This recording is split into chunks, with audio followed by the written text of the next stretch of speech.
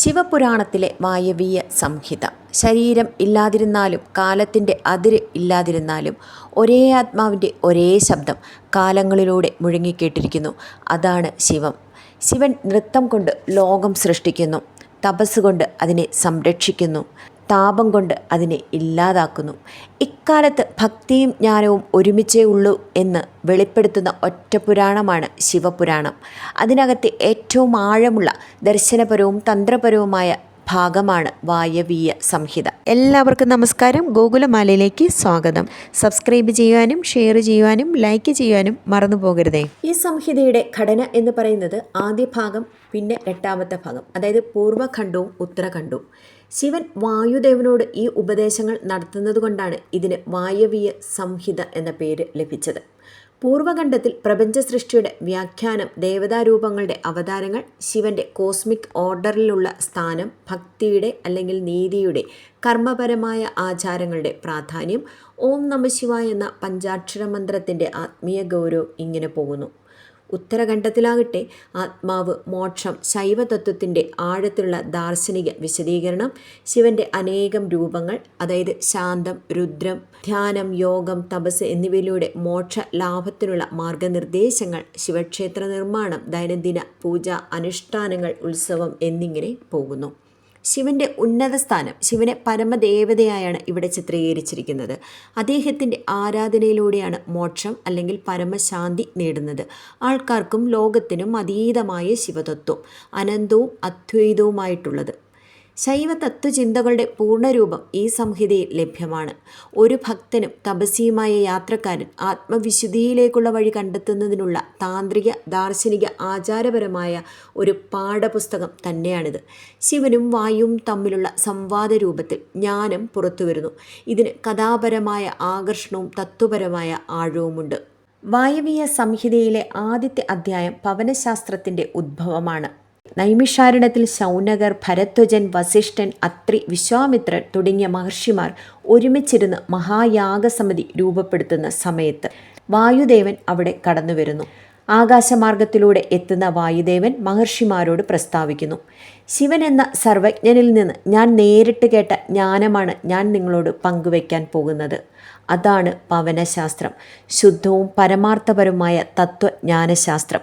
ഇവിടെ വായു ശ്രവണശ്രുതി പരമ്പര വഴി പാരമ്പര്യജ്ഞാനത്തിൻ്റെ പ്രസക്തിയും അതിൻ്റെ പ്രാമാണികത്വവും വിശദീകരിക്കുന്നു. ഈ സംഹിതയുടെ തുടക്കം ഒരു ദൈവിക വാചാലതയാണ്. ശിവൻ വാഗ്ദേവതയുടെ മൂലമാണ്. ശബ്ദമെന്ന തത്വം സൃഷ്ടിയുടെ ആരംഭമാണെന്നും അതിൻ്റെ യഥാർത്ഥ സ്വരം ശിവൻ തന്നെയാണ് എന്നും വായു ഉപദേശിക്കുന്നു. പവനശാസ്ത്രം ശിവൻ പ്രദാനം ചെയ്ത വിശുദ്ധമായ ആത്മജ്ഞാന ഗ്രന്ഥമാണ്. ഏത് ജ്ഞാനത്തിനും ആദ്യമേ ശുദ്ധമായ മനസ്സും പരിശുദ്ധമായ ഉദ്ദേശവും വേണം. അതിനുശേഷമാണ് ദൈവം താൻ അറിയേണ്ടതെല്ലാം നമ്മിലേക്ക് തുറന്ന് പറയുന്നത്. വായുവിലൂടെ വരുന്ന ശബ്ദം ശിവതത്വമാണ്. അതിൻ്റെ ആഴമറിഞ്ഞാൽ ശബ്ദവും ശിവനും ഒന്നായി ലയിക്കുന്നു. ശിവൻ എന്തുകൊണ്ടായിരിക്കാം വായുവിനോട് ഈ പവിത്രജ്ഞാനം നൽകിയത്? വായു എന്നത് വെറും വായു തത്വം മാത്രമല്ല, അത് ജീവശക്തി, പ്രാണവായു, സംപ്രേഷണ തത്വം എന്നിവയാണ്. കൂടാതെ ചേതനയുടെ ആശ്രയവും. അതിനാൽ തന്നെ വായു എല്ലാ ജീവികളിലേക്കും യാത്ര ചെയ്യുന്നു. ശബ്ദം, വേദം, പ്രാണൻ ഇതെല്ലാം വായുവിലൂടെയാണ് പടരുന്നത്. ശബ്ദം, അതായത് ശിവന്റെ ജ്ഞാനവാക്യം, വായുവിലൂടെയാണ് ശ്രവണയോഗ്യമാകുന്നത്. ശിവൻ തൻ്റെ ജ്ഞാനം ആകെ ലോകത്തേക്ക് പ്രചരിപ്പിക്കാനുള്ള ഏറ്റവും ശക്തമായ ധാരകമായ വഴിയാണ് വായു. അതിനാൽ ശിവൻ വായുവിനോട് ജ്ഞാനം നൽകി. അത് ലോകമാകെ ജനങ്ങൾക്കായി സഞ്ചരിക്കേണ്ടതുണ്ട്. വായു നിഷ്കളങ്കനും വിശുദ്ധനും സർവ്വവ്യാപിയുമായ ദേവതയാണ്. അഹങ്കാരമില്ലാതെയും ശുദ്ധതയോടെയും ഭക്തിയോടെയും ശിവനെ സദാ ആരാധിക്കുന്നവൻ. അതിനാലാണ് ശിവൻ വായുവിനെ സ്വീകാര്യ ശിഷ്യനായി എടുത്തത്. ശൗനകർക്ക് ഇത് പറഞ്ഞു കൊടുക്കുന്നതിലൂടെ എന്താണ് പ്രതിനിധീകരിക്കുന്നത്? ശൗനകർ മനസ്സ് തുറന്ന ആത്മാന്വേഷണപരമായ വേദാന്ത സംവാദത്തിന് തയ്യാറായ മഹർഷിമാരാണ്. അവർ യാഗത്തിലും ശുദ്ധതയിലും വിശ്വസിച്ചവർ. അതിനപ്പുറം എന്തോ വലിയതുണ്ടെന്ന് അവർ തിരിച്ചറിയുന്നു. അതിനാൽ പൈതൃക വേദങ്ങൾക്കപ്പുറമുള്ള ശിവജ്ഞാനം അവർക്ക് ആവശ്യമായി വരും. വേദപരമായ ഘടനയ്ക്കപ്പുറം ആഴമുള്ള തത്വാന്വേഷണം, ആചാരത്തിൻ്റെ പിന്നിൽ പ്രവർത്തിക്കുന്ന ആത്മതത്വത്തെ മനസ്സിലാക്കാനുള്ള ആഗ്രഹം, ഭക്തിയും ജ്ഞാനവും തുല്യമായി കണക്കാക്കുന്ന പുതിയ പരമാർത്ഥ ചിന്തയുടെ വാതായനം. ഇവരുടെ ചോദ്യങ്ങൾ വായവീയ സംഹിതയുടെ പ്രവേശന പാഠങ്ങളാണ്. പാരമ്പര്യബോധം പുതിയ പ്രകാശത്തിലേക്ക് വഴിമാറുന്ന സന്ദർഭം. ശൗനകാദി മുനിമാരും മറ്റ് ഋഷിമാരും ശിവന്റെ പാരമ്യത്തെക്കുറിച്ചുള്ള തങ്ങളുടേതായിട്ടുള്ള സംശയങ്ങളും ഗൗരവഭാരവും മനസ്സിൽ നിറച്ച് വായുദേവനെ അഭിമുഖീകരിക്കുന്നു. അവർ ചോദിക്കുന്നു, പ്രപഞ്ചത്തിൻ്റെ സത്യമായ ഉദ്ഭവമേതാണ്? ശിവൻ ഈ ലോകത്തിൽ എങ്ങനെയാണ് പ്രവർത്തിക്കുന്നത്? ആത്മാവിൻ്റെ സ്വഭാവം എന്താണ്? മോക്ഷത്തിന് ഏത് മാർഗമാണ് ഉത്തമം? ദേവന്മാരുടെ സ്ഥാനം എവിടെയാണ്? ഈ അധ്യായം മുഴുവനും ഇതേ ചോദ്യാവലികളിൽ കേന്ദ്രീകരിക്കപ്പെട്ടിരിക്കുകയാണ്. വായുദേവൻ ശാന്തമായി ഈ ഗൗരവഭാരമുള്ള സംശയങ്ങൾ ശിവൻ കൈമാറിയ വിശുദ്ധ ജ്ഞാനത്തിൽ നിന്നും ഉത്തരം നൽകാൻ തയ്യാറാണെന്ന് അറിയിക്കുന്നു. പക്ഷേ ഈ അധ്യായത്തിൽ അദ്ദേഹം വിശദമായ ഉത്തരം ആരംഭിക്കുന്നില്ല. 3-ാം അധ്യായം നൈമിഷയാണ്. ഇതിലൂടെ വായുദേവൻ്റെ ഉത്തരം ആരംഭിക്കുന്നു, പ്രത്യേകിച്ച് പ്രപഞ്ച സൃഷ്ടിയുടെ വിവരണത്തിലൂടെ. മുനിമാർ ചേർന്ന് ഭഗവത് നിഷ്ഠയുള്ള യാഗം നടത്തുന്നതിനിടയിൽ വായുദേവൻ ദിവ്യരൂപത്തിൽ പ്രത്യക്ഷപ്പെടുന്നു. ദൂരത്തുനിന്ന് പ്രകാശത്തിൻ്റെ അകലത്തിൽ നിന്നുള്ള ദിവ്യശബ്ദം. വായുദേവൻ വെള്ളി പോലെ നൈമിഷാരണ്യത്തിൽ പ്രത്യക്ഷപ്പെടുന്നു. മുനിമാരെ അഭിവാദ്യത്തോടെ സമീപിക്കുന്നു. തപസ്സും ശാന്തിയും നിറഞ്ഞ മഹർഷിമാരോട് വായുദേവൻ ആദരപൂർവ്വം സമീപിച്ചു. മുനിമാർ വീണ്ടും അപേക്ഷിക്കുന്നു, താങ്കൾ ശിവനിൽ നിന്ന് നേരിട്ട് കേട്ട ആ പരമജ്ഞാനം, ഈ ലോകത്തിൻ്റെ ആത്മസത്യം ദയവായി ഞങ്ങൾക്കു വേണ്ടി പങ്കുവയ്ക്കൂ. വായുദേവൻ പറയുന്നു, ശിവൻ എന്ന ദൈവം കൃത്യമായി പറയുന്ന ജ്ഞാനത്തെ നിങ്ങൾ കേൾക്കുവാൻ യോഗ്യരാണ്. അതുകൊണ്ട് ഞാൻ പറയുന്ന ഓരോ വാക്കും ആലോചിച്ച് മനസ്സിൽ ചിന്തിച്ച് ശ്രവിക്കണം. ഇത് ഞാൻ പറയുന്നത് ഒരു കാനനത്തിൽ കേട്ട കഥയല്ല, ശിവൻ്റെ വാക്കുകളിൽ നിന്ന് വന്ന ജ്ഞാനധാരയാണ്. വായുവായ ഞാൻ നിങ്ങളുടെ മുമ്പിൽ പകരുകയാണ്. നൈമിഷത്തിൽ തത്വജ്ഞാനം പറയാൻ തയ്യാറാകുന്ന വായുവാണ്. എന്നാൽ അധ്യായം 4-ൽ വായുവിൻ്റെ അവതാരവും ദൈവിക ഉദ്ദേശവുമാണ് വ്യക്തമാക്കുന്നത്. വായുവിൻ്റെ ദിവ്യജനനത്തെക്കുറിച്ച് വിശദീകരിക്കുന്നു. വായു ഒരു സാധാരണ ദേവതയല്ല. അദ്ദേഹത്തെ ശിവൻ സ്വയം രൂപപ്പെടുത്തുകയും ദൈവിക ദൗത്യത്തിനായി സൃഷ്ടിക്കുകയും ചെയ്യുന്നു. ശിവൻ്റെ സങ്കല്പത്തിൽ നിന്നുള്ള അവതാരമാണ് വായു. അതുകൊണ്ട് തന്നെ വായുവിന് ജ്ഞാനപരമായ യോഗ്യത, വിശുദ്ധത, സർവ്വലോകങ്ങളിലേക്കും പ്രവേശിക്കാൻ കഴിയുന്ന ശക്തി ഇവ ലഭ്യമാണ്.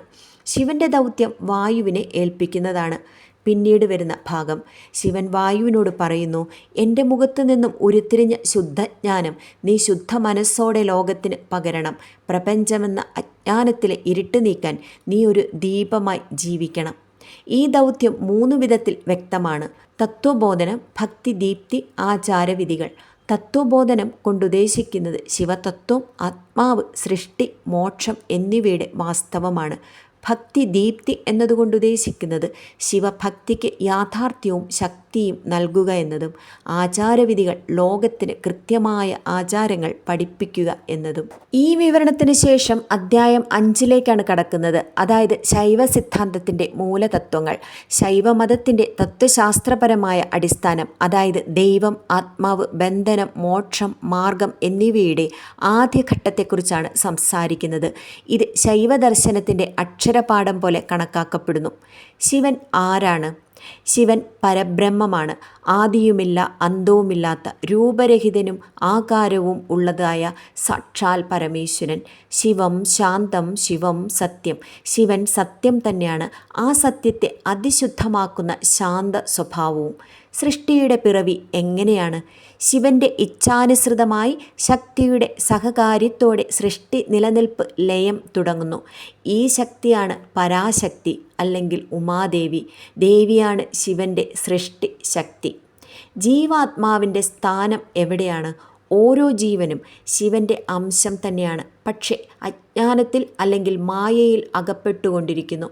അതിനാൽ അഹംഭാവം, പാപങ്ങൾ, കർമ്മബന്ധങ്ങൾ ഇവ ജീവിയെ ബന്ധനം ചെയ്യുന്നു. മോക്ഷമാർഗം എന്താണ്? ശിവസാധനയുടെ 4 പ്രധാന മാർഗങ്ങൾ പറയുന്നു: കർമ്മമാർഗം, ജ്ഞാനമാർഗം, ഭക്തിമാർഗം, യോഗമാർഗം. കർമ്മമാർഗം എന്നത് ആചാരങ്ങൾ, യാഗങ്ങൾ, വ്രതങ്ങൾ മുഖേനയാണ്. ജ്ഞാനമാർഗം തത്വചിന്ത, ആത്മബോധം, ശിവഗീതാ പഠനം ഇങ്ങനെയാകുന്നു. ഭക്തിമാർഗം ശിവപൂജ, നമഃശിവായ ജപം, ഭക്തി നിർഭരമായ ജീവിതം. യോഗമാർഗം ധ്യാനം, പ്രാണായാമം, ഏകാഗ്രത, ലയം. ശിവനിലേക്കുള്ള പാത പലതായിരിക്കും, പക്ഷെ ലക്ഷ്യം ഒരേയൊരു ലക്ഷ്യം: അഹങ്കാരലയം, ആത്മസാക്ഷാത്കാരം. ശിവ ആരാധനയുടെ പ്രാധാന്യമെന്താണ്? പഞ്ചാക്ഷര മന്ത്രം ഓം നമ ശിവായ.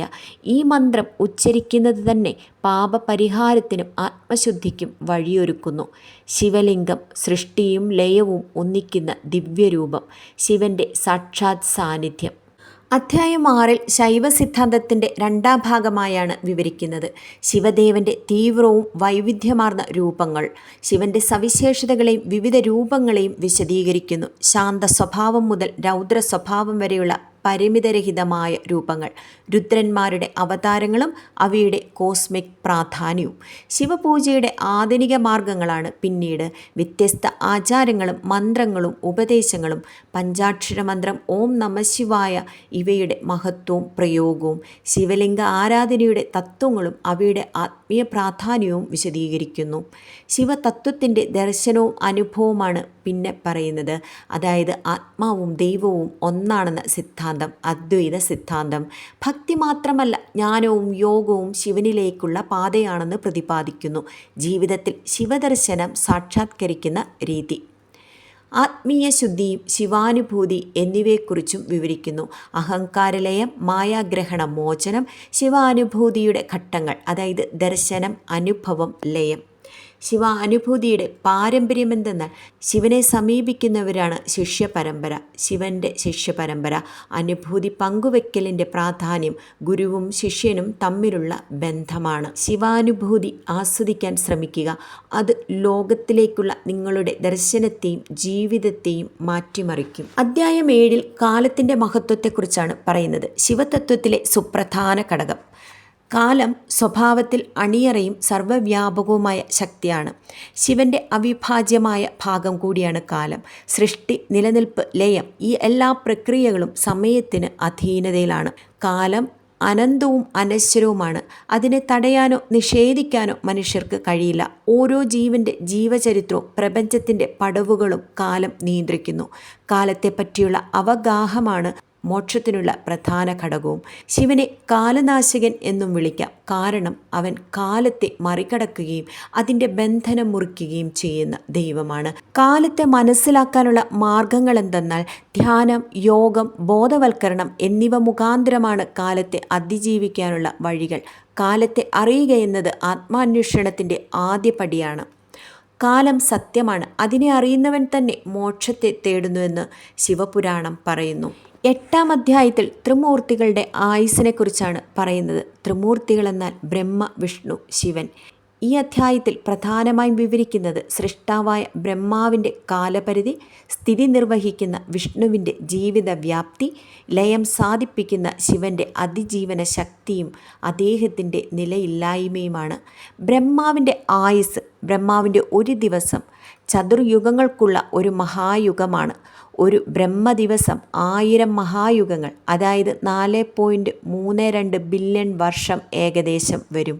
ബ്രഹ്മാവിൻ്റെ ആയുസ് എന്ന് പറയുന്നത് 100 ബ്രഹ്മവർഷമാണ്, അതായത് 309.6 ട്രില്യൺ ഭൂമിയിലെ വർഷങ്ങൾ.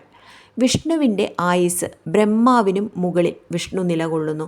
വിഷ്ണുവിൻ്റെ ജീവിതകാലം ബ്രഹ്മാവിൻ്റെ അനേകം സൃഷ്ടികൾക്കും തുല്യമാണ്. വിഷ്ണു സമസ്ത സ്ഥിതിചക്രങ്ങളെയും നിരീക്ഷിക്കുന്നു, നിലനിർത്തുന്നു. ശിവൻ്റെ ആകൃതിയിൽ മരണമില്ല. ശിവന് ആദ്യവുമില്ല, അന്തവുമില്ല. ശിവൻ ഒരു കാലഘട്ടത്തിലും നിർവികാരനാണ്. ശിവൻ്റെ ഒരു നിമിഷം പോലും സകല തേജസ്സുകളുടെയും അതിയായ സൂക്ഷ്മതയാണ്. ശിവൻ കാലാതീതനാണ്. കാലം തികച്ചും ശൂന്യമാണ്. അതിലുപരി ഭക്തിയും ജ്ഞാനവും സംയുക്തമായി ശിവനെ തേടുമ്പോൾ നമ്മൾ തന്നെ അതിജീവനം പ്രാപിക്കുന്നു. അധ്യായം 9 സൃഷ്ടിയും നിലനിൽപ്പുമാണ്. സൃഷ്ടിയുടെ ആരംഭം. ഈ അധ്യായത്തിൽ ശിവൻ്റെ അനുഗ്രഹത്താൽ സൃഷ്ടി എങ്ങനെ ഉണ്ടാകുന്നു, അതെങ്ങനെ സമത്വത്തോടെ നിലനിൽക്കുന്നു എന്നതിനെക്കുറിച്ചാണ് വിശദീകരിക്കുന്നത്. സൃഷ്ടിയിൽ 3 പ്രധാന ഘടകങ്ങൾ പ്രവർത്തിക്കുന്നു: ഇച്ഛാശക്തി, ജ്ഞാനശക്തി, ക്രിയാശക്തി. ശിവൻ സൃഷ്ടിക്ക് പിന്നിൽ നിറഞ്ഞ ചൈതന്യമാണ്. ശിവൻ സ്വയം സൃഷ്ടിയിൽ പങ്കാളിയാകുന്നില്ല, പക്ഷെ അദ്ദേഹത്തിൻ്റെ ശക്തിയിലൂടെയും ചിന്തയിലൂടെയും സകലവും ഉദ്ഭവിക്കുന്നു. ശക്തിയും ശിവനും വേറിട്ടതല്ല. ഈ സങ്കല്പത്തിലൂടെയാണ് വിശ്വസൃഷ്ടിക്ക് തുടക്കമാകുന്നത്. സൃഷ്ടിക്ക് ശേഷം വിശ്വം നിലനിൽക്കുന്നത് വിഷ്ണുവിൻ്റെ പ്രകാശത്തിലാണ്. എന്നാൽ അതിൻ്റെ തുടക്കത്തിൽ ശിവന്റെ ആശയബലവും ആകൃതിയും ചേർന്ന് നിലനിൽക്കുന്നുണ്ട്. ശിവം അവസ്ഥാപിതം യഥ വിശ്വം തദനുഗതം ഭവേത്. എന്തെന്നാൽ ശിവൻ സ്ഥിതിയാക്കിയതല്ലെങ്കിൽ വിശ്വം നിലനിൽക്കില്ല എന്നാണ്. ആത്മീയ സന്ദേശം ഇതിൽ നിന്ന് നമുക്ക് ലഭ്യമാകുന്നത് നാം കാണുന്ന ലോകം ശിവന്റെ ചിന്തയുടെ പ്രതിബിംബം മാത്രമാണ്. അതിനാൽ ഓരോ ദൃശ്യത്തിലും ഓരോ ശബ്ദത്തിലും ശിവാനുഭൂതിയുണ്ട്. ഭക്തനായി നാം കാണേണ്ട 3 സത്യങ്ങളുണ്ട്. ലോകം തൽക്ഷണത്തിൽ നഷ്ടപ്പെടും, അതിനാൽ അതിൽ മയങ്ങരുത്. ശിവൻ ഒഴികെയുള്ളത് നിലനിൽക്കുന്നില്ല, അതിനാൽ അവനിലായിരിക്കണം ശരണം. ഭക്തിയും ജ്ഞാനവും ചേർന്നാൽ സൃഷ്ടിയിലും നശീകരണത്തിലും ആശങ്ക ഉണ്ടാകേണ്ടതില്ല. അധ്യായം 10 സൃഷ്ടിയുടെ വിശദമായ വിവരണമാണ്. ഈ അധ്യായം സൃഷ്ടിയെ തത്വശാസ്ത്രപരമായി ആഴത്തിൽ വിശകലനം ചെയ്യുന്നു. സൃഷ്ടി എങ്ങനെ ശൂന്യതയിൽ നിന്ന് മൂലതത്വങ്ങളിലേക്കും അവിടെ നിന്ന് ഭൗതിക ലോകത്തിലേക്കും പുരോഗമിക്കുന്നു എന്നതിൻ്റെ വിശദമായ വിശദീകരണം. ശിവന്റെ ചിന്തയിൽ നിന്നാണ് സൃഷ്ടിക്ക് തുടക്കം. ശിവൻ പരാശക്തി, തത്വങ്ങൾ ലോഹിതം, അതായത് സൃഷ്ടിവർണം. ആദിശക്തിയായ ഉമാദേവി സൃഷ്ടിശക്തിയായി പ്രവർത്തിക്കുന്നു. തത്വങ്ങളുടെ ഉത്പത്തി, അതായത് ശിവന്റെ ചൈതന്യത്തിൽ നിന്ന് 36 തത്വങ്ങളാണ് ഉണ്ടാകുന്നത്. ഈ തത്വങ്ങളാണ് ശൈവ സിദ്ധാന്തത്തിൻ്റെ അടിസ്ഥാന ഘടന തന്നെ. തത്വങ്ങളിൽ നിന്ന് ജീവജാലം രൂപപ്പെടുന്നു, അതായത് പ്രപഞ്ചം രൂപപ്പെടുന്നു. അവയുടെ സംയോജനത്തിൽ മനുഷ്യൻ, ജഡലോകം, സമൂഹം എന്നിവയാണ് വികസിച്ചത്. ഓരോ ജീവനും ഈ തത്വചക്രത്തിൽ പതിഞ്ഞിരിക്കുന്നു. ഈ അധ്യായത്തിൻ്റെ തത്വചിന്ത എന്തെന്നാൽ നാം കാണുന്ന ലോകം ജഡമല്ല, ശിവന്റെ ചൈതന്യത്തിൻ്റെ പ്രതിബിംബമാണ്. നാം കാണുന്ന ലോകം ഭൗതികം മാത്രമല്ല, അതിന് പിന്നിൽ തത്വങ്ങളെ അറിയുന്നത് ആത്മാന്വേഷണത്തിൻ്റെ പാതയാണ്. പഞ്ചഭൂതങ്ങൾ ശിവന്റെ സങ്കല്പത്തിൻ്റെ പടികളാണ്. ഭൂമി, ജലം, തേജസ്, വായു, ആകാശം. ഇങ്ങനെ ഭൗതികമെന്ന് തോന്നുന്നതിൻ്റെ പിന്നിൽ ദിവ്യത്വമുണ്ട്. അതെല്ലാം ശിവന്റെ ലീലാഭാഗമാണ്. അധ്യായം 11 സൃഷ്ടിയുടെ വിശദവിവരണത്തിൻ്റെ 2ാം ഭാഗമായാണ് കൊടുത്തിരിക്കുന്നത്. പൂർവാധ്യായത്തിൽ തത്വങ്ങൾ എങ്ങനെ ശിവന്റെ ചൈതന്യത്തിൽ നിന്ന് ഉദ്ഭവിക്കുന്നു എന്നതാണ് പറയുന്നതെങ്കിൽ ഈ ഭാഗം തത്വങ്ങൾ എങ്ങനെ പരസ്പരം സഹകരിച്ച് പ്രപഞ്ചം രൂപപ്പെടുത്തുന്നുവെന്നും അതിൽ ജീവാത്മാക്കളുടെ പങ്ക് എങ്ങനെ രൂപപ്പെടുന്നുവെന്നും വിശദീകരിക്കുന്നു. മായയും അതിൻ്റെ പ്രവർത്തനവുമാണ് ഇതിൽ പറയുന്ന മറ്റൊരു കാര്യം. മായ എന്നാൽ അനന്തമായ ശക്തിയാണ്. ജ്ഞാനത്തെ മറയ്ക്കുന്ന വിധത്തിൽ പ്രവർത്തിക്കുന്നു. പുതിയ ദൃശ്യങ്ങളും ഭാവങ്ങളും ഉണ്ടാക്കി തത്വങ്ങളെ ജഡീകരിക്കുന്നു. മായയുടെ കൂടിയില്ലാതെ സൃഷ്ടി തുടങ്ങുകയില്ല. എന്നാൽ മോക്ഷം ലഭിക്കാൻ മായയെ മറികടക്കുകയും വേണം. പഞ്ചകഞ്ചുകങ്ങൾ, ആത്മാവിൻ്റെ പഞ്ചബന്ധങ്ങൾ എന്തെന്നോ കാലം, നിയതി, കല, വിദ്യ, രാഗം ഇവ ആഞ്ഞെത്തുമ്പോൾ ആത്മാവ് പരിമിതമായ ഒരു ജീവനായി ഭവിക്കുന്നു. ജീവാത്മാക്കളുടെ വിഭജനവും ശ്രേണികളും. ഓരോ ജീവനും തത്വങ്ങളെ അനുഭവിച്ചുകൊണ്ടുള്ള കർമ്മചക്രത്തിൽ കുടുങ്ങുന്നു. ചിലർ ഭൗതിക വാത്സല്യത്തിൽ, ചിലർ ആത്മാന്വേഷണത്തിൽ, ചിലർ ഭക്തിയിലൂടെയും യോഗയിലൂടെയും മോക്ഷത്തിനായി പോരാടുന്നു. സൃഷ്ടിയിലെ പാതകളുടെ സങ്കീർണതയാണ് അടുത്തതായി വ്യക്തമാക്കുന്നത്. തത്വങ്ങൾ തമ്മിൽ പ്രവർത്തിക്കുമ്പോൾ അനേകം ജീവതരംഗങ്ങൾ, ലോകങ്ങൾ, ബോധാവസ്ഥകൾ എന്നിവ രൂപപ്പെടുന്നു. ഇതെല്ലാം ശിവന്റെ ലീലയായി കണക്കാക്കപ്പെടുന്നു. ഞാൻ എന്നോർക്കുന്ന ഓരോ നിമിഷത്തിലും ഒരുപാട് തത്വങ്ങൾ ആത്മാവിനെ അടുക്കുന്നു. അതിനാലാണ് ഞാനെന്നത് ശിവനെ മറന്നു പോകുന്നത്. സൃഷ്ടിയുടെ വിശദവിവരണം ഭാഗം 3 അധ്യായം 12. ഈ ഭാഗത്തിൻ്റെ പ്രാധാന്യമെന്തെന്നോ തത്വങ്ങൾ വഴി ജീവജാലങ്ങൾ രൂപപ്പെടുന്നു. അതിനുശേഷം ജീവൻ ജഡശരീരത്തിലേക്ക് പ്രവേശിക്കുന്നു. സൃഷ്ടി ജീവപര്യന്തമായി പ്രവർത്തിക്കാൻ തുടങ്ങുന്നു. മോക്ഷത്തിനുള്ള സാധ്യതയും വഴികളും പ്രതിപാദിക്കുന്നു. അവതാരചക്രം, അതായത് ആത്മാവ് ശരീരത്തിലേക്ക് വരുന്നത്. തത്വങ്ങളാൽ പരിമിതപ്പെട്ട ആത്മാവ് ജഡരൂപം സ്വീകരിക്കുന്നു. പ്രകൃതിയുടെ കർമ്മ വിഭവങ്ങളുടെയും അനുസൃതമായ ശരീരഭാരം, ഇന്ദ്രിയങ്ങൾ, മനസ്സ്, അഹങ്കാരം എന്നിവ ചേരുമ്പോൾ ജീവൻ സഞ്ചാരിയാകുന്നു. ശരീരത്തിലേക്കുള്ള പ്രവേശനം ആകർഷണത്തിൻ്റെ ഫലമാണ്. അതിനെ വെറുതെ ശിക്ഷയല്ല, പഠനവേളയും ആമുഖവുമായാണ് കണക്കാക്കേണ്ടത്. ഇനി സഞ്ചാരികൾ, അതായത് ഭവചക്രത്തിൽ കുടുങ്ങുന്നവൻ. ആത്മാവ് തൻ്റെ യഥാർത്ഥ രൂപം മറയ്ക്കുന്നു. ആകുലതയും മോഹങ്ങളും ആശകളും അതിനെ വീണ്ടും വീണ്ടും ജനിപ്പിക്കുന്നു.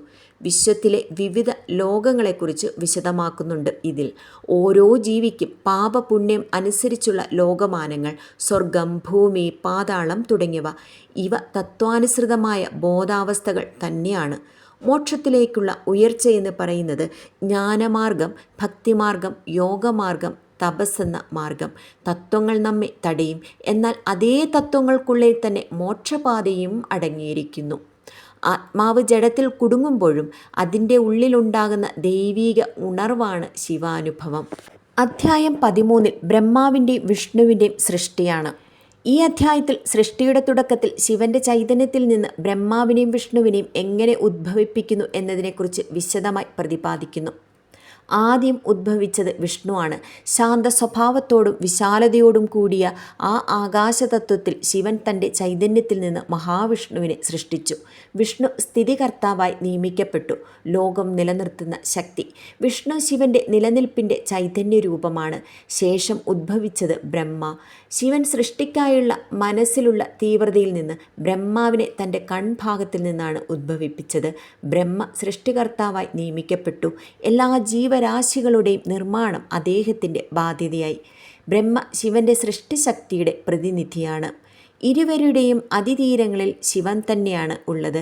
ബ്രഹ്മാവും വിഷ്ണുവും നിർവചിതമായ കാലപരിധിയുള്ള ദേവതകളാണ്. അതായത് നമ്മൾ അധ്യായം 8 പറഞ്ഞതുപോലെ. എന്നാൽ ഇവർക്കും ചേരുന്ന തത്വം ശിവതത്വം തന്നെയാണ്.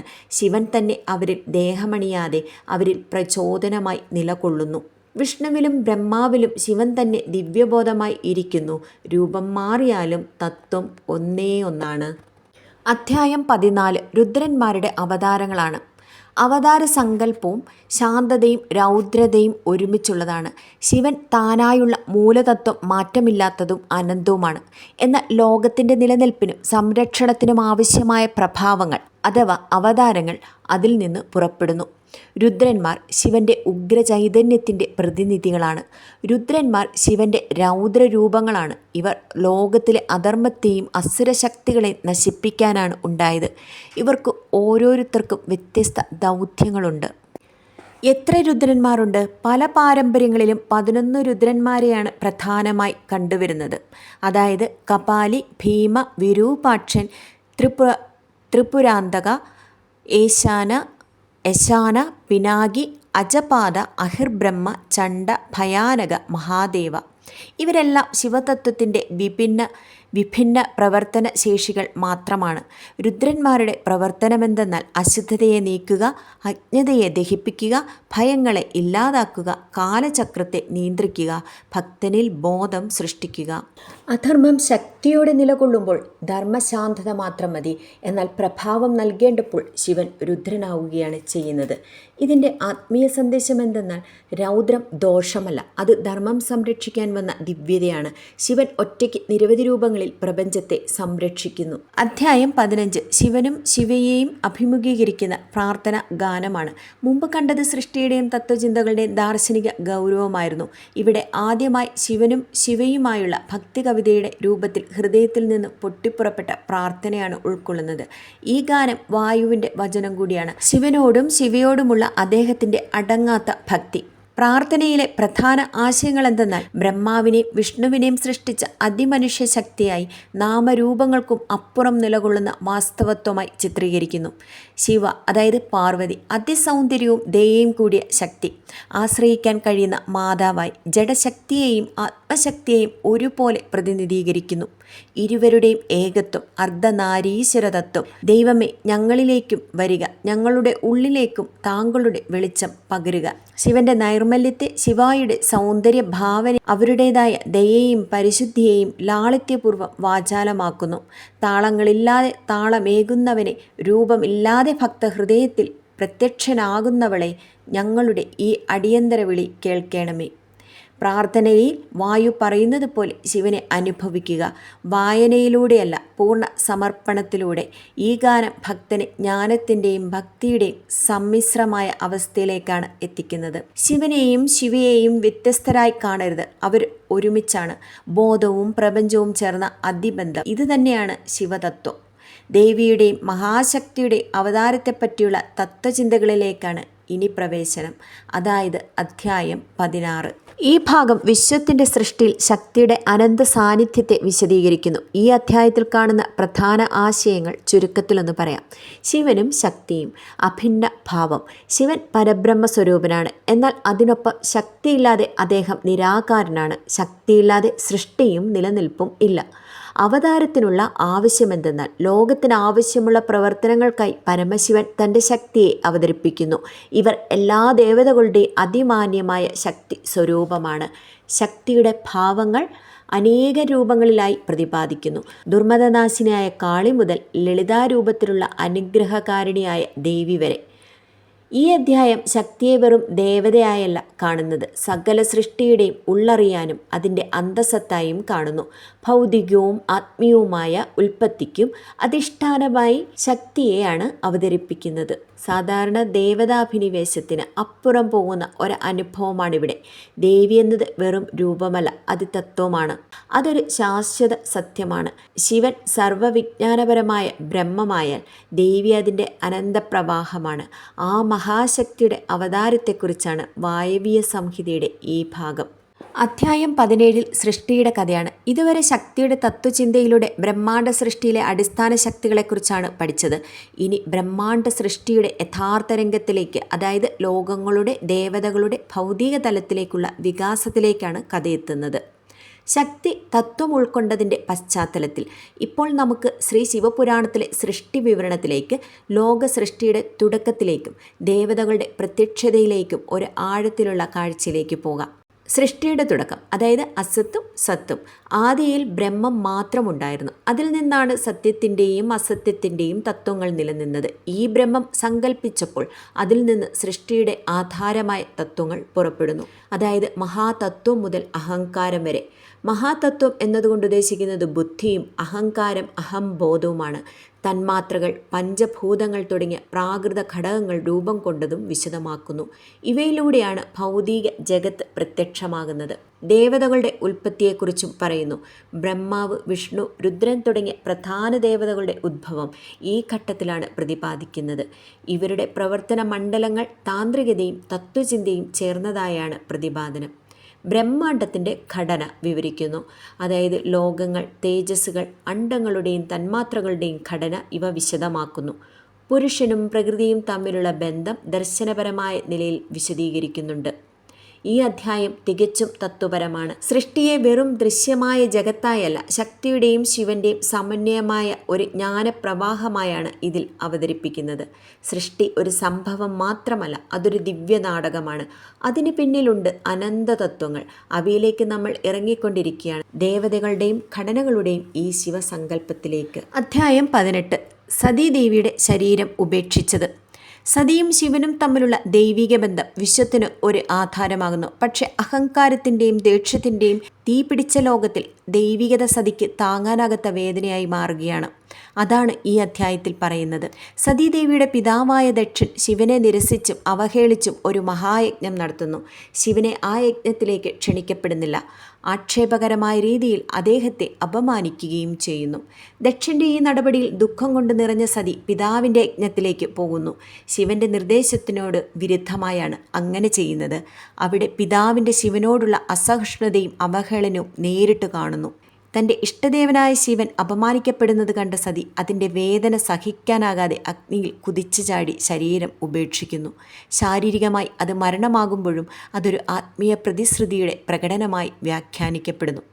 ഈ വാർത്തയറിഞ്ഞ ശിവൻ ഉഗ്രതയോടെ ഭദ്രകാളിയെ സൃഷ്ടിക്കുന്നു. വീരഭദ്രനെ നിയോഗിക്കുന്നു.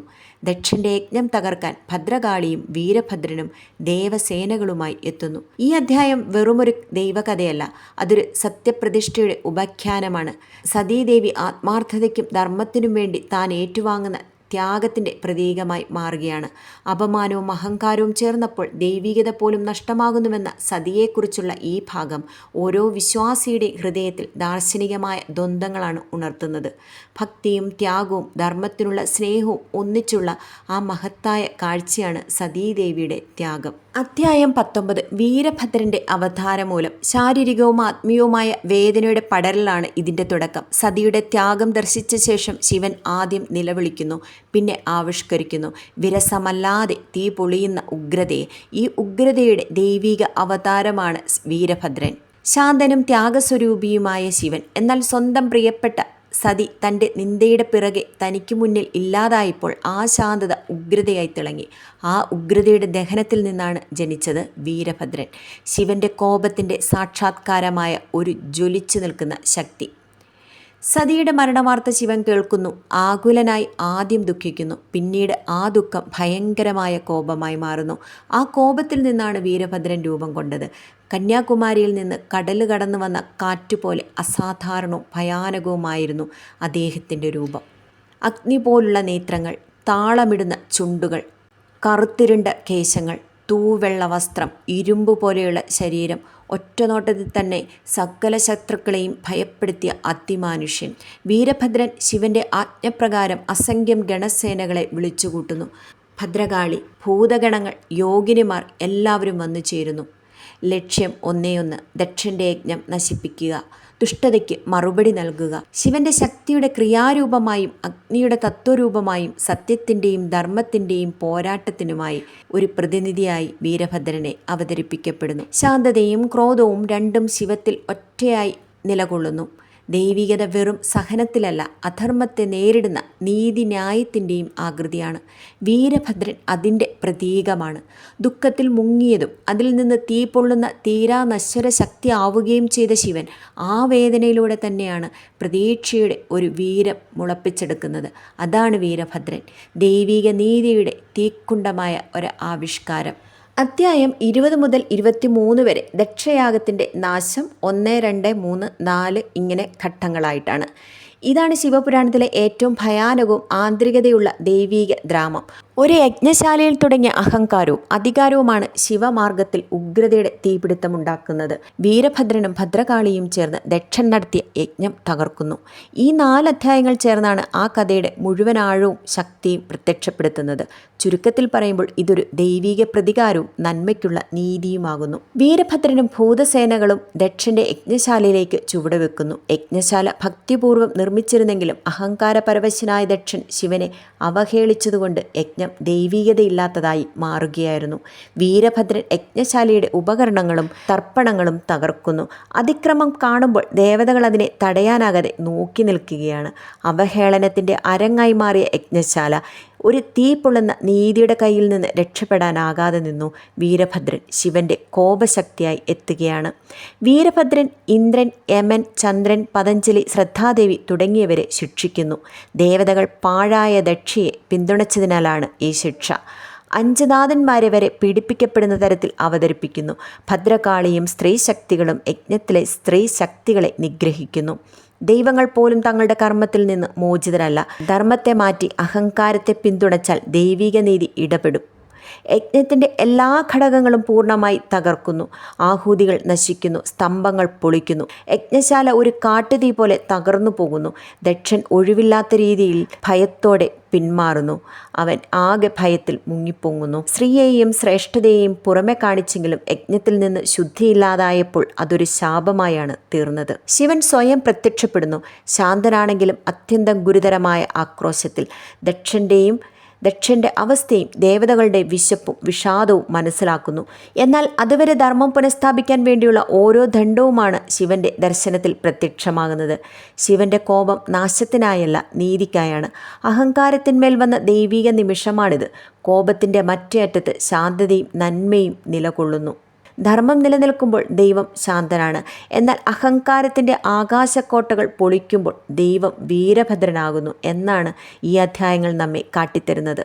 അധ്യായം 24 മന്ദരപർവ്വതത്തിൽ ശിവൻ്റെ ലീലകളാണ്. യുദ്ധവുമായും പ്രതീകാത്മകമായ നീതിയുമായി നിറഞ്ഞ പൂർവാധ്യായങ്ങൾക്ക് ശേഷം ഇനി ശിവപുരാണം വീണ്ടും തൻ്റെ ലാളിത്യമുള്ള ദൈവിക ഭാവത്തിലേക്ക് മടങ്ങുന്നു. മന്ദരപർവ്വതം എന്ന ആഴത്തിലുള്ള തപോഭൂമിയിൽ ശിവൻ തൻ്റെ ഭക്തരോടൊപ്പം സുഖാനുഭവങ്ങളിലായും ലീലാഭാവങ്ങളിലായും പ്രത്യക്ഷപ്പെടുന്നു. ശിവൻ എന്ന് പറഞ്ഞ കോപവാനായ ത്യാഗിയായ യോഗേശ്വരനെയും മാത്രമായല്ല കാണുന്നത്, അതിമനോഹരമായ ലീലാഭാവങ്ങളിലൂടെയും ഭക്തരോടുള്ള സ്നേഹത്തിലൂടെയും അതിജ്ഞാനപരമായ പ്രപഞ്ചമാണത്. മന്ദരപർവ്വതത്തിൻ്റെ മഹത്വം. ദേവതകളും സിദ്ധന്മാരും തപസ്സിനായി എത്തുന്ന പുണ്യഭൂമി. ശാന്തതയും ശുദ്ധിയും നിറഞ്ഞ ഈ സ്ഥലം ശിവൻ സ്വയം വാസം ചെയ്യാൻ തിരഞ്ഞെടുത്ത പർവ്വതമാണ്. ഭക്തർക്ക് ആനന്ദം നൽകാൻ ശിവൻ നാനാതരം രൂപങ്ങളിൽ പ്രത്യക്ഷപ്പെടുന്നു. നടരാജൻ, ഭിക്ഷാടനമൂർത്തി, ദക്ഷിണാമൂർത്തി, ചന്ദ്രശേഖരൻ. ഭക്തന്മാർക്കും സിദ്ധന്മാർക്കും ഉപദേശം നൽകുന്ന, ജ്ഞാനവും അനുഗ്രഹവും നൽകുന്ന രീതിയിൽ. ശിവൻ മേഘങ്ങൾക്കൊപ്പം നൃത്തം ചെയ്യുന്നു, കിളികൾക്കൊപ്പം സംഗീതം പാടുന്നു.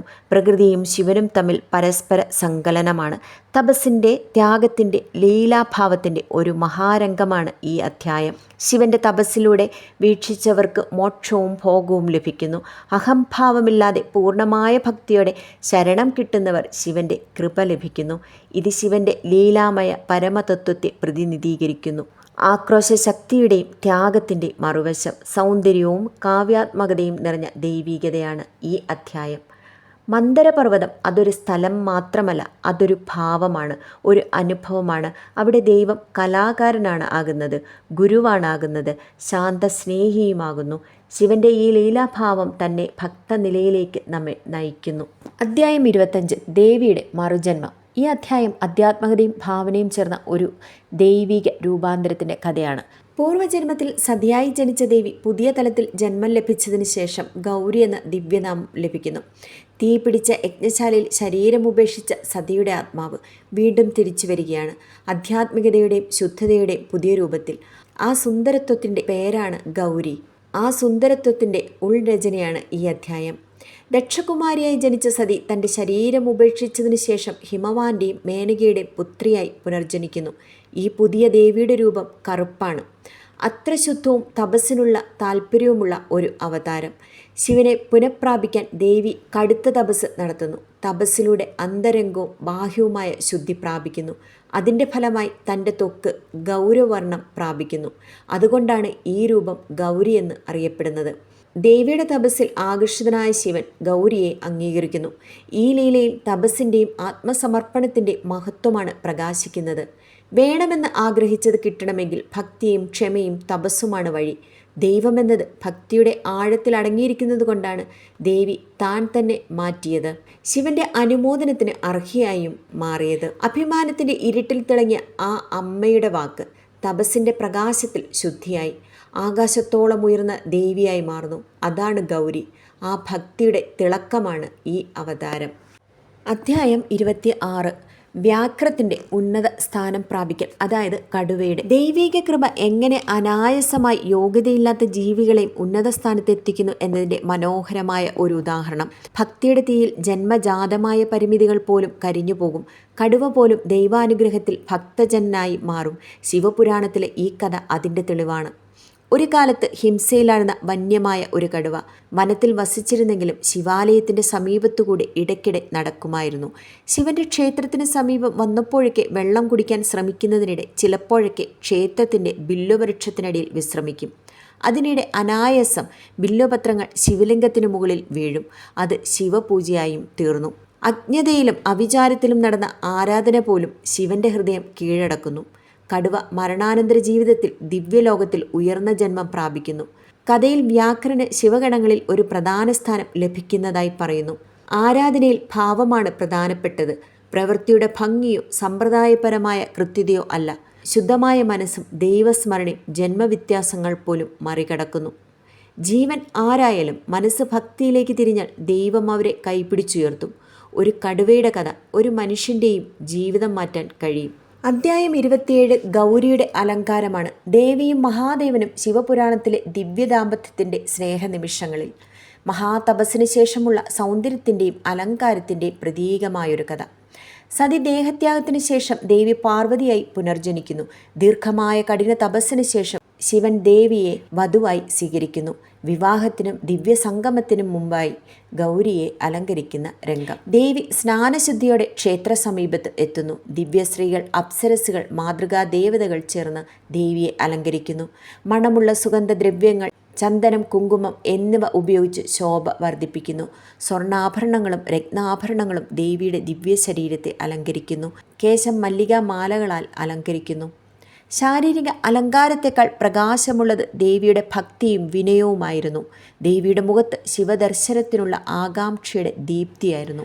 അലങ്കാര സമയത്ത് ഭൂമി, ആകാശം, ദേവലോകം എല്ലാം മംഗളഘോഷങ്ങളാൽ നിറഞ്ഞു. ദേവിയും ശിവനും ഒന്നിക്കുന്ന ദിവ്യഘട്ടത്തിന് മുന്നോടി. ബാഹ്യ സൗന്ദര്യം ആത്മസൗന്ദര്യത്തിൻ്റെ പ്രതിഫലനമാകുമ്പോഴാണ് അത് ശാശ്വതമാകുന്നത്. ഭക്തി, വിനയം, ആത്മവിശ്വാസം ഇവയാണ് യഥാർത്ഥ അലങ്കാരങ്ങൾ. പുഷ്പങ്ങളും രത്നങ്ങളും അലങ്കാരമാണ്. പക്ഷേ ഭക്തി എന്ന ആഭരണം ധരിച്ചാൽ ദേവിയെയും ഭൂമിയെയും പ്രകാശിപ്പിക്കാം. അധ്യായം 28 ഭസ്മത്തിൻ്റെ മഹിമയാണ്. ഭസ്മത്തിൻ്റെ ഉദ്ഭവം. ഭസ്മമെന്നാൽ വിഭൂതി. ശിവാനുഭക്തിയിൽ പരമപവിത്രമായ ഒരു ഉപാധിയാണ്. അഗ്നിഹോത്രം, ഹോമം, യജ്ഞം എന്നിവ പൂർത്തിയായ ശേഷം ലഭിക്കുന്ന പരിശുദ്ധ ചാരമാണ് ഈ പവിത്ര ഭസ്മം. ഇത് ശിവസ്വരൂപത്തിൻ്റെ പ്രതീകമാണ്.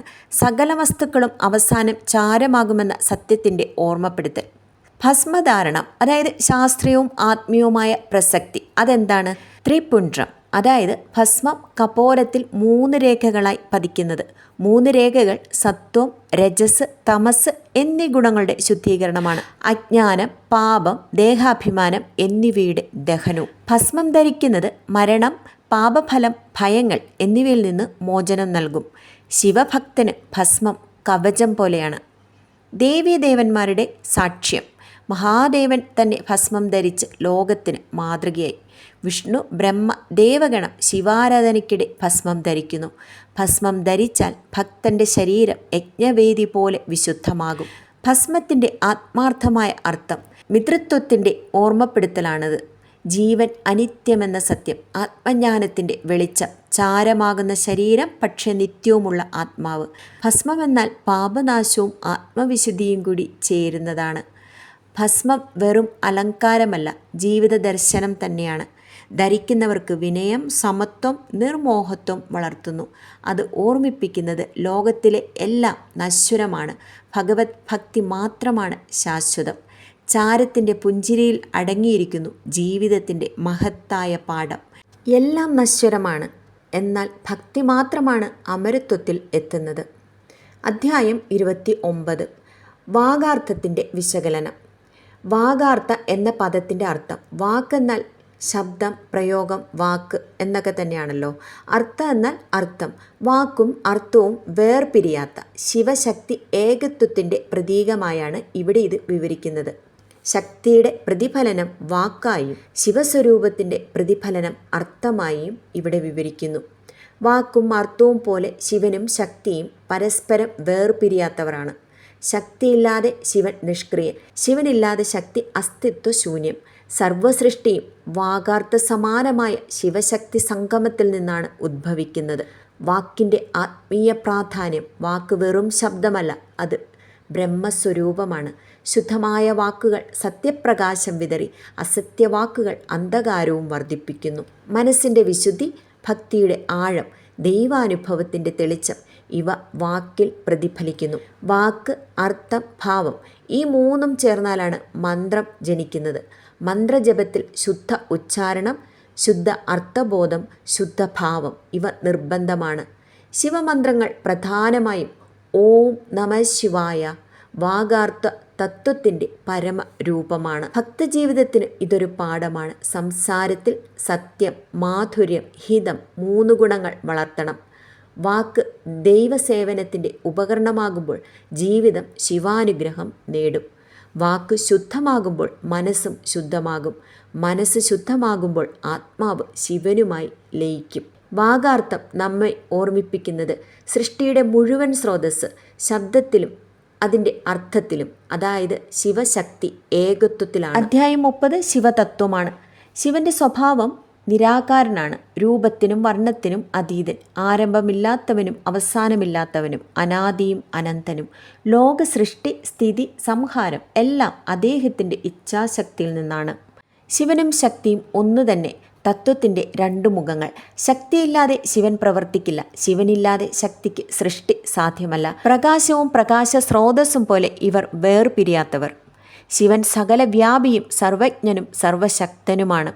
ലോകത്തിലെ ദൃശ്യവും അദൃശ്യവുമായ എല്ലാ ശിവസ്വരൂപത്തിൻ്റെ പ്രതിഫലനമായാണ് കാണുന്നത്. ശിവജ്ഞാനം നേടുക എന്നത് സ്വരൂപജ്ഞാനം നേടുക എന്നതാണ്. ശിവൻ്റെ ഭക്തിമാർഗം എന്തെന്നാൽ ശിവനെ അറിയാൻ ഏറ്റവും ലളിതമായ മാർഗമാണ് ഭക്തി. ഭക്തി, ധ്യാനം, മന്ത്രജപം, ശുദ്ധചിന്ത ഇവ ശിവ അനുഭവത്തിലേക്കാണ് നയിക്കുന്നത്.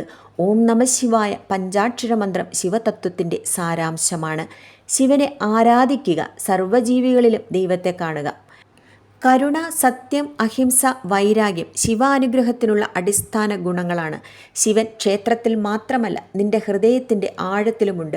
ശിവതത്വം നമ്മെ പഠിപ്പിക്കുന്നത് ദൈവം നമ്മിൽ തന്നെ എന്നാണ്. അത് കണ്ടെത്താൻ മനസ്സിൻ്റെ ശുദ്ധിയും ഭക്തിയുടെ ആഴവുമാണ് മുഖ്യ ആയുധം. ശിവനെ തേടേണ്ടത് പുറത്തല്ല, സ്വന്തം ഹൃദയത്തിൻ്റെ ശാന്തനാദത്തിലാണ്. അവിടെ തന്നെയാണ് ശിവതത്വത്തിൻ്റെ യഥാർത്ഥ പ്രത്യക്ഷതയും. അധ്യായം 31 സമ്പൂർണ്ണ ജ്ഞാനോപദേശമാണ്. വിദ്യയുടെ പരമലക്ഷ്യം. ശിവൻ ഭക്തർക്ക് മോക്ഷസാധകമായ ജ്ഞാനം പകർന്നു നൽകുന്നു. ജ്ഞാനത്തിന് അതീതമായ പരമജ്ഞാനം, ആത്മാവിൻ്റെയും പരമാത്മാവിൻ്റെയും ഏകത്വം, ആത്മപരമാത്മ ഐക്യം. എല്ലാ ജീവജാലങ്ങളിലും ഒന്ന് തന്നെ ദിവ്യചൈതന്യം വസിക്കുന്നു എന്നതാണ്. ദേഹവും മനസ്സും അനിത്യം, എന്നാൽ ആത്മാവ് നിത്യവും അക്ഷയവുമാണ്. ദുഃഖത്തിൻ്റെ കാരണം അവിദ്യയാണ്, ഞാൻ ദേഹം എന്ന തെറ്റിദ്ധാരണ. സത്യജ്ഞാനം ലഭിക്കുമ്പോൾ ബന്ധനങ്ങൾ അഴിഞ്ഞ് മോക്ഷം ലഭ്യമാകും. ശിവനിലെ ഏകാഗ്രചിന്ത എന്നത് ജ്ഞാനത്തിൻ്റെ പൂർത്തീകരണമാണ്. ധ്യാനം, ജപം, യോഗം എന്നത് ഇവ മനസ്സിനെ ശുദ്ധീകരിച്ച് ജ്ഞാനത്തിന് വഴിയൊരുക്കുന്നതും. ഇവിടെ ഗുരുവിൻ്റെ സ്ഥാനമഹിമ എന്തെന്നാൽ പരമജ്ഞാനം ഗുരുവിൻ്റെ അനുഗ്രഹം കൂടാതെ നേടാനാവില്ല എന്നതാണ്. ഗുരു എന്നാൽ ഇരുട്ടിൽ നിന്ന് പ്രകാശത്തിലേക്ക് നയിക്കുന്ന ദീപവും. ജ്ഞാനം വെറും വായനയിലല്ല, ജീവിതത്തിൽ അതിൻ്റെ അനുഭവത്തിലാണ്. ശിവൻ പഠിപ്പിക്കുന്ന സാരാംശം സ്വയം അറിയുക, സ്വയം കടന്ന് അതിലെ ദിവ്യത്വം കണ്ടെത്തുക. ശിവൻ തന്നാൽ ലഭിക്കുന്ന പരമജ്ഞാനം ലോകത്തെ കാണുന്ന കണ്ണുകൾ മാറ്റും. അപ്പോൾ എല്ലാ ജീവജാലങ്ങളിലും അതേ ശിവപ്രകാശം തെളിയും. അധ്യായം 32 ഉത്തമമായ ആചരണത്തിൻ്റെ വിവരണമാണ്. ധർമ്മത്തിൻ്റെ മൂലസിദ്ധാന്തമാണ് ആദ്യം. ശിവൻ ഭക്തർക്ക് പറഞ്ഞു കൊടുക്കുന്നത് ശ്രദ്ധയും ശുദ്ധിയും ആയിരിക്കണം ഉത്തമമായ ആചരണത്തിൻ്റെ അടിസ്ഥാനമെന്നാണ്. കർമ്മങ്ങൾ ശരിയായ വിധത്തിൽ ചെയ്യുന്നതാണ് ആത്മീയ പുരോഗതിയുടെ അടിത്തറ. ശുദ്ധമായ ജീവിത രീതി എന്നത് സത്യവചനവും അഹിംസയും ആർജവവും ദയയും ദിനചര്യയിൽ പാലിക്കണം എന്നാണ്. ഭോജനത്തിൽ, വാക്കുകളിൽ, പ്രവൃത്തികളിൽ മിതത്വവും നിയന്ത്രണവും ആവശ്യമാണ്. ദിനാനുഷ്ഠാനങ്ങൾ എന്നത് പ്രഭാതസ്നാനം, ശിവധ്യാനം, മന്ത്രജപം, അർഘ്യപ്രദാനം ദിവസേന നടത്തേണ്ട പ്രധാന ആചാരങ്ങളാണ്. പഞ്ചാക്ഷര മന്ത്രജപം ഓം നമഃ ശിവായ ജപിക്കുന്നത് ഏറ്റവും ഫലപ്രദമാണ്. ഭക്തിയുടെ ശുദ്ധി എന്നത് ഭക്തി ദേഹത്തിൻ്റെയും മനസ്സിൻ്റെയും ശുദ്ധിയാൽ ശക്തിപ്പെടുന്നു എന്നതാണ്. നിഷ്കാമ ഭക്തിയാണ് ശിവനിലേക്കുള്ള ഉറച്ച വഴി. സത്സംഗത്തിൻ്റെ പ്രാധാന്യവും പറയുന്നു. സന്മനസ്സുള്ളവരുമായി ഇടപഴകുന്നത് ആത്മീയ വളർച്ചയ്ക്ക് പോഷകമാണ്. ദുസ്സംഗം ആത്മീയ വഴിയിൽ തടസ്സം സൃഷ്ടിക്കും. ശുദ്ധമായ ചിന്തകളും പ്രവൃത്തികളും ജീവിതത്തെ തന്നെ പൂജയാക്കി മാറ്റും. ജീവിതത്തിലെ ഓരോ പ്രവൃത്തിയും ധർമാനുസൃതമായി ചെയ്താൽ ഓരോ ശ്വാസവും ശിവാരാധനയായി മാറും. അധ്യായം 33 പാശുപത വ്രതത്തിൻ്റെ നിയമങ്ങളാണ്. എന്താണ് ഈ വ്രതത്തിൻ്റെ മഹത്വം? ശിവൻ ഭക്തർക്ക് പറഞ്ഞു കൊടുക്കുന്നു. പാശുപത വ്രതം മഹാദേവൻ്റെ അനുഗ്രഹം നേടുന്നതിനുള്ള ഏറ്റവും ഉയർന്ന വ്രതങ്ങളിൽ ഒന്നാണ്.